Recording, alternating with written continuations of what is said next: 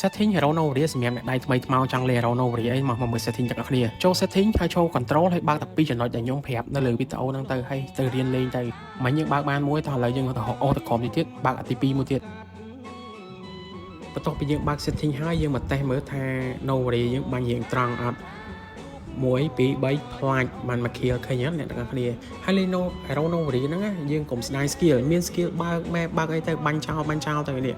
ផ្លាប់កដាលដើមទ្រង់មួយទៀតហើយកន្លែងនេះឃើញ mini map របស់ Layla រៀង low HP ណារ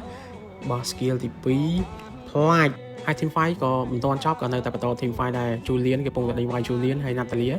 រត់រួចដោយសារតែមាន skill រត់រៀងលឿនអញ្ចឹងណាមិនហ្នឹងមកគ្រាប់មិនហ្នឹងដោយសារតែ team early game ទេបានពី team អីអាចនឹងទៅដែរហើយកន្លែងនេះឃើញគេព្រួត Layla ខ្ញុំតាមពិតគ្មានម្ដងមកចង់មកស៊ីប៉ែទេហើយកន្លែងនេះ Novaria យើងមកឆាកន្លែងខ្លួនហើយចេះតែបាញ់ skill ចោលទេតាមពិតទៅដោយសារតែ setting វារៀងត្រង់ដែរតម្រង់ឲ្យយើងម៉ាំងកដាដើមទ្រូងផ្លាច់ហើយមកដល់កន្លែងនេះវិញស្អីគេ Layla គិតតែរត់រួចមែនបោះ skill ទី1ផ្លាច់ឆ្លៀតសល់ចំហាយ team fight កន្លែងហ្នឹងទៀតផ្លាច់បាញ់លេងសោះហ្នឹងត្រូវដែរហើយកន្លែងនេះ auto skill បោះ skill ទី1ចោលបានមក kill ទៀតអញ្ចឹងវីដេអូហ្នឹងមានតែប៉ុណ្្នឹងបានហើយខ្លាចគ្នាយើងមើលយូរទៅធុញនិយាយច្រើនម៉េចនិយាយច្រើនម៉េចអូ